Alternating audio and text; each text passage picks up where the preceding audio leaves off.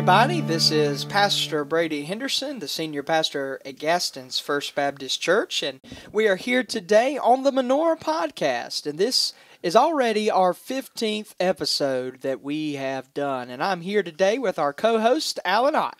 Hey guys, how we doing today? And so we are here, and we are going to call this episode of the Menorah Podcast Divine Appointment. So today we're going to get to hear a little bit from Alan Ott's heart on something that God did in his life through our church through COVID. Not to steal too much of his thunder, but a little bit of what God did for the church during that time, a time that, Alan, most people don't think anything good came out of, but we know for our church specifically, definitely something good came out of, and Alan's going to speak to that and discuss that on today's episode. And so for those who don't know, yes, Alan is our church treasurer, but he's also, I call him a voluntary staff member.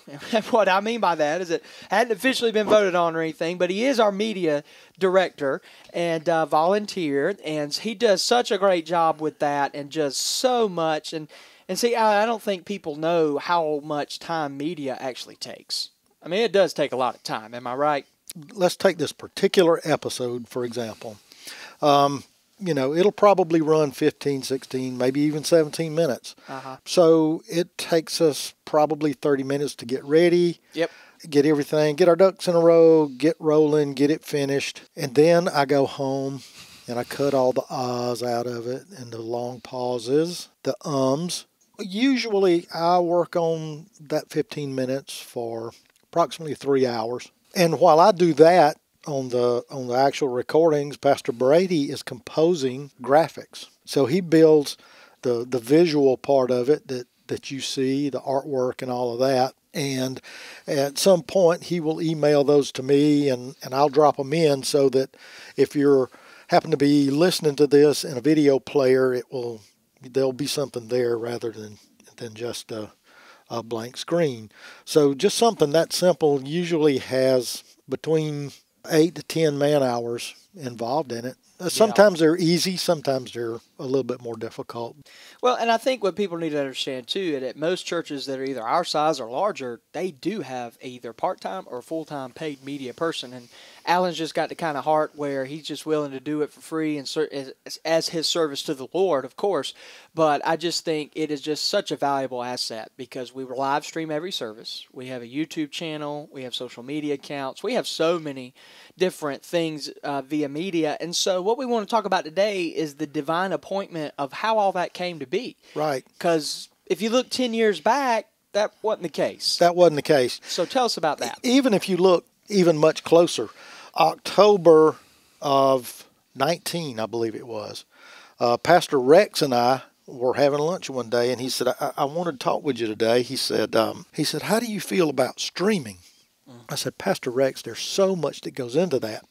I said, we're having a really hard time even getting people to help us out with just the audio in the sanctuary and the graphics for service. I said, the money notwithstanding. Yeah. So he said, well, that's something that I would like to look into. And I said, well, I just don't think we're there yet.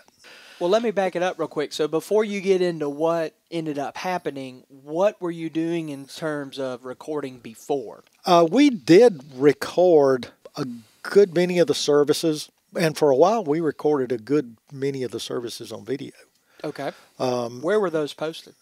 They weren't posted. Okay. There was not any social media to speak of in terms of the church. So they were on CDs? DVDs, and I guess given to homebound members. Yep. That was kind of the purpose. Yeah, that was the purpose. That was the entire purpose.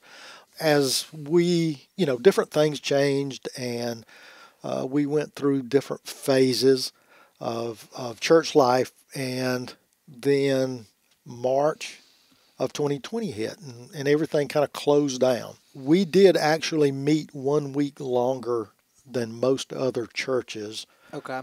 Mainly just to say, hey, this is what our plan is. I learned to stream in Asheville, North Carolina. Sherelle had been sent to Asheville for a period of time. I spent that week up there learning how kind of basically to stream. The very next Sunday, Pastor Joe Youngblood, our interim, he told us he'd do whatever. Whatever he needed to do, he would do. So he was going to meet me at the church Sunday morning, 11 o'clock. We were going to live stream a message. He was going to be sitting in the pastor study. Okay, yep. And so that night, I just mentioned to Sherelle, I said, it would be really nice if we can live stream the pastor, why can't we live stream the Sunday school lesson? Yep. And I said, I wish I knew somebody that would be willing to do that. Mm-hmm. And so Sherelle is over, she's on her phone and she's talking and we're going back and forth. And so while we're talking, she's putting these texts out to the Sunday school teachers saying, hey, how would you feel about streaming, doing the lesson for a stream? Yeah. And so the first person that come back was Dwayne Johnson. Yeah. So Dwayne Johnson was actually the first person that ever appeared on a stream from the church. He sat in the pastor study and he did the Sunday school lesson to an inanimate camera. That's awesome. It was awesome. That's really cool. That's one of those moments you look back on, right? Exactly. And, he was done in 30, 35 minutes or so. When he got done, Sherelle helped me out tremendously. She met Pastor Joe and kind of briefed him on what we were doing and, held him so that he didn't walk in. And so everything kind of fell together. And as we progressed, we streamed out of the study for a couple weeks. Then we moved to the sanctuary. We streamed for a little bit longer. Then we added a special music. Okay. And every so often the service would grow a little bit. And the online audience. And the online presence. Yeah. I always think back to Esther. Okay. Yeah. Esther chapter 4, think about all of that. We've had a message on that. And I probably 10 or 15 years prior to all of this happening, I'd come back from lunch at work one day and one of my friends, we were walking in the back door again, and I said, I have no idea what possessed me to get into TV. I said, I'm going to be retiring in several years, and I said, I have no skill. I said, at least he was an electronics tech. I said, at least you can work on microwave ovens or other stuff. Yeah. I can't do any of that. I'm just, if it ain't a TV show, I don't know what to do. I was upstairs one day. I was up here by myself and I was getting stuff ready. And we had a whole army of volunteers that pulled this off, really. And I had been talking with Sherelle. I told her, I said, I've made a budget for a streaming operation. Control room, what we need, the equipment, the facilities. I think I'm going to mention this to we called it the regathering group. Okay. It was a team of deacons, the facilities guys, and a few other folks in the congregation to determine how to come back, when to come back, because there's a lot of stuff we didn't know. And I believe the chairman of that mistake, correct me if I'm wrong, was Eddie Knight, right? Right. He was our on-site. He took us through a lot of stuff. Pastor Joe, he was involved in a convention at the state level. Yes. He was involved in a lot of these briefings and stuff on had a lot of valuable info. Yeah, on how and when, what the time frames might look like. We had those briefings before preaching on Sunday mornings, so I would have to leave those things early and come over and prepare for the stream. Yeah. And so I came over to do the Sunday school lesson, and while I was gone, Sherelle actually said, well, they got to talking about it, and she said, well, Alan's prepared this. He's got an idea of what it's going to cost. Oh, wow, okay. And I was gone for, I think the lesson that morning was 22 minutes long. Oh, wow, okay. And I got back, and they were like, do what you need. Mm-hmm. You whatever you need, make the plans, and let's look at them. So what was the estimated, if you don't mind sharing, the estimated dollar amount? What kind of investment did we put into this? And you can even say from 2020 to 2024. Well, what I would say is my equipment list, and this is where, again, Eddie was so valuable because he knew the building part of it. Yeah. Oh, yeah. And so we needed a closed off room so that we could talk. We needed a closed off room so that we could play stuff that you would not hear in the sanctuary, but you would hear on the stream. So it needed to be pretty isolated. Yeah. It needed to be heated and cooled separately, mainly cooled. So those are the things that I didn't know about. Yeah. And so my budget for my equipment list was a little over $16,000. Okay. That's a fair chunk of change. Oh, yeah. Yeah, it sure is. For something that never happened before. Yeah, yeah. And that we weren't prepared for. And that we certainly wasn't prepared for. And so I was upstairs one day getting ready to pull some cable. We had a lot of people. Randy Pooh came up during the day. Mike Rawson, we pulled cable all through that ceiling. Hot, This was starting to come into the summertime now. Oh, yeah. Brother Chris Pound done pretty much all of the brick and mortar stuff. And it just, it was so fulfilling to be able to see that come together. Yep. And people work together. I can take you to the place on the face of this earth where I realized that I had been prepared for this moment. And it's really a great feeling because sometimes you don't really know that this side of heaven. That's right. You don't know all the impact you had. But I realized that, and I truly do believe that my steps were ordained. Yeah, directed by God. Exactly, to do what he knew that he was going to need in the year 2020.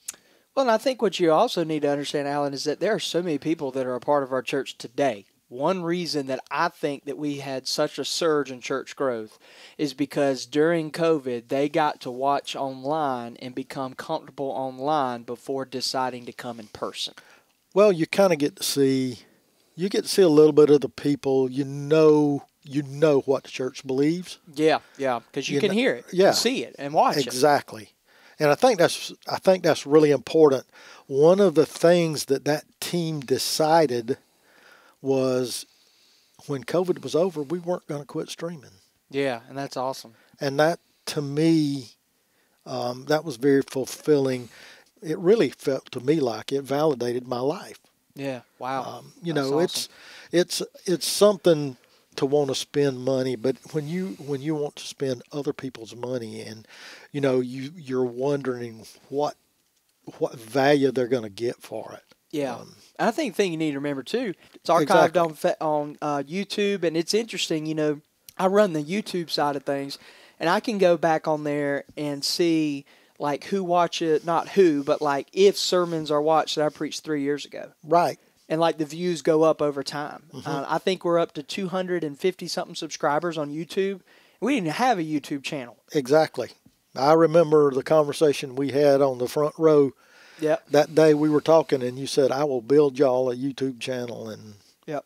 There's a number of things that's come about. One of the other things that they wanted, in addition to being able to stream, was overflow areas within the building. And we still have those. So we still have some of those overflow areas, and so. Well, and I do want to mention that too. So I got several questions. Our sanctuary has been getting pretty crowded, and I have had some folks say, well, hey, if I don't want to sit, elbow to elbow, what do I do? Do I go get a chair or whatever? And my response is that let us know. And we have about, I would say, 2 to 3 different rooms that are capable of live streaming. Yep. And so you can be on the campus, just not in the sanctuary, if that's what you so choose. Right. So, we do have options with the growth, trying to handle the growth that we've had. Yeah, and I would encourage the folks, if you're wondering what God has for you, keep working. Yeah. Just, if there's something, I never dream. I enjoy this. Oh, yeah, this is fun. Sometimes it's tedious to do the day-to-day stuff, but I'm going to tell you, I love the ideas.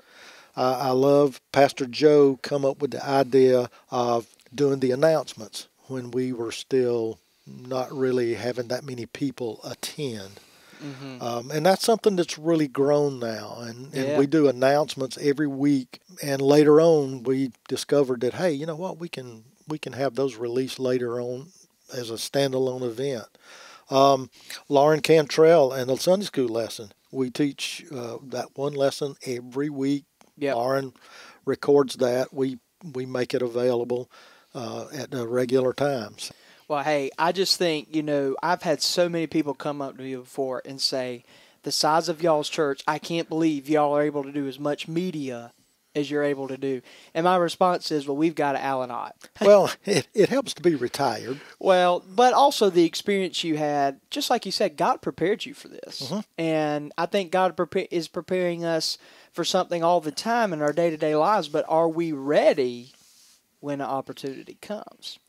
It's really hard sometimes to identify that. When I was working, streaming was just coming on the scene. Yeah. And really, it was creating a rift between the old-timers like me that grew up in analog broadcast and the computer geeks that were running everything else. Like the one sitting in front of you? Yeah, similar. And so, I was really struggling with new technology, and I did really get out of it before streaming was as popular as it is, and I almost ruined God's, not that he really needed me, but I almost let that get the best of me.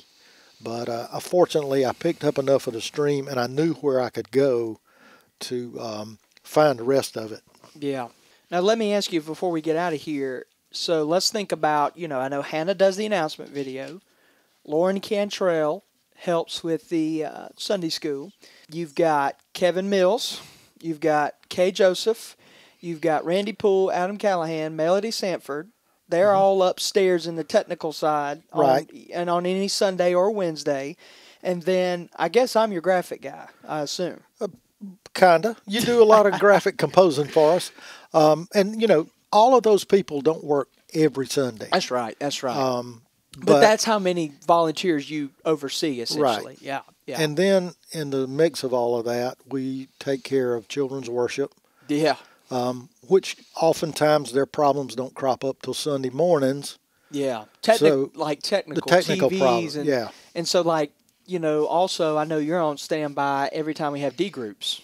Because a lot of our D groups use TVs and technology and stuff like that. And, if you're listening and you want to do something that uses technology, let us know. We can usually work things so that, we want technology to be a tool. We don't want it to be a hindrance to you. That's right.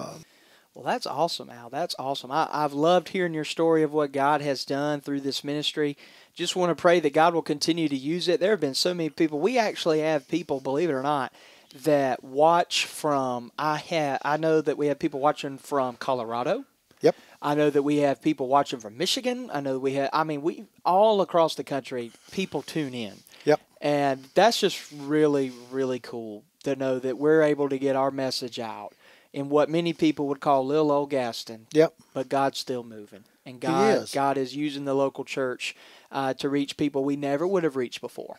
And you never think about how, you know what you do. You never really think about how that can benefit the kingdom. But, I encourage you to sit down and think about what you do, what you like to do, and think about how it can benefit the kingdom. That's right. We'll try to plug you in. So thank you guys for listening. A little longer today, but I think it was well worth it. Alan, thank you for sharing your heart. And hopefully you will be here this Sunday. Don't forget, if you signed up for the Family Matters Workshop, that is tonight at 6:30 in the Fellowship Hall. So, Alan, speaking of that, we'll have to have media for that. Yep. So you got to get working on that. So anyway, all right, been a great episode. This is episode 15 of the Menorah Podcast Ministry. Don't forget, purpose of this podcast is to share the light, speak the light, send the light of Christ across all airwaves on the internet. Have a great Thursday. We'll see you next week.